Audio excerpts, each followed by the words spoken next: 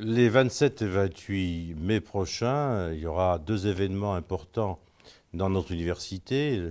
D'abord, un anniversaire, celui de l'Institut pour l'étude de la francophonie et de la mondialisation, IFRAMONDE, et aussi le 10e anniversaire de la chaire Senghor de Lyon. Et puis, il y aura ensuite un colloque, une réflexion sur la langue française et la francophonie dans la mondialisation.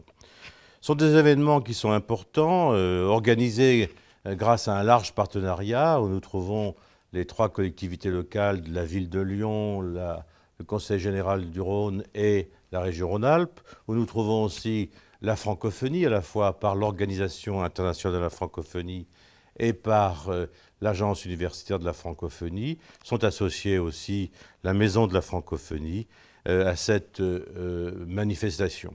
Elle sera ouverte par le président Abdou Diouf, secrétaire général de la francophonie, et le discours de clôture sera fait par l'ancien Premier ministre, Jean-Pierre Raffarin, actuellement représentant du président Sarkozy auprès de la francophonie. Alors, en ce qui concerne l'anniversaire, eh bien, il y a 10 ans à peu près, oui, c'était en 2000 que M.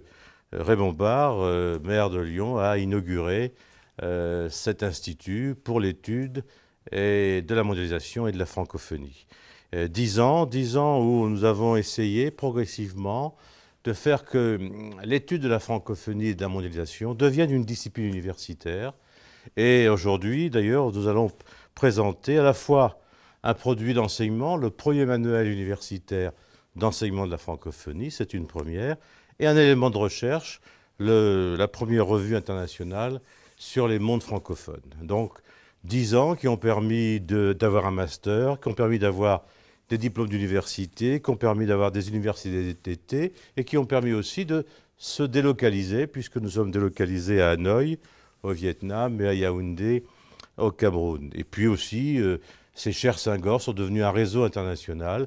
Ce sont maintenant, au niveau un petit peu mondial, des plateformes d'enseignement et de recherche sur la francophonie. Voilà pour l'anniversaire. Alors pour le colloque, pour le séminaire, je crois que ce qui est important, ça va être l'appel. L'appel de Lyon qui a trois facettes et tout ce qui va se faire avec des hommes aussi éminents que Claude Agege, par exemple du Collège de France, c'est que, au fond, aujourd'hui, nous allons vers le multilinguisme international. Hier, on pensait qu'il y aurait une langue unique, voire une monnaie unique. La langue unique, c'était l'anglais. Eh bien, aujourd'hui, la montée de la Chine fait que tout change. Nous allons vers un monde multilingue et donc, par conséquent, il faut en tirer les conséquences, à la fois vis-à-vis du français et d'autre part vis-à-vis de l'enseignement des langues en France. Et puis, deuxième problème, la francophonie. Est-ce que c'est ringard? Est-ce que c'est post-colonial?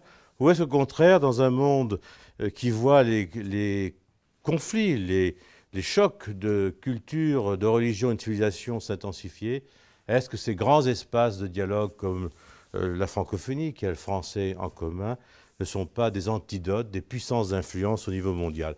Voilà tout le débat. Et puis on terminera par quelque chose qui est clair, l'appel aux élites françaises. Car aujourd'hui, il y a des extrémistes qui voudraient finalement qu'on passe quasiment au tout anglais, en tout cas qu'au niveau de l'enseignement supérieur, les grandes écoles françaises voudraient basculer à un enseignement totalement en anglais. Est-ce raisonnable? Eh bien, c'est déraisonnable au moins à plusieurs raisons. La première, est-ce que vous croyez qu'un étudiant étranger préférera venir aux États-Unis pour un enseignement en anglais ou venir en France? Il préférera bien sûr l'original à la copie. Est-ce que par ailleurs c'est raisonnable de quitter, nous Français, et notre langue, le multilinguisme, alors que le monde va vers le multilinguisme? Ça veut dire que demain, il y aura des langues internationales et nous, par volonté de nos élites, on aura lâché notre langue. Est-ce aussi raisonnable d'avoir une société avec une fracture? Déjà, on sait que dans les grandes écoles, il y a très peu de fils des banlieues et des fils d'ouvriers.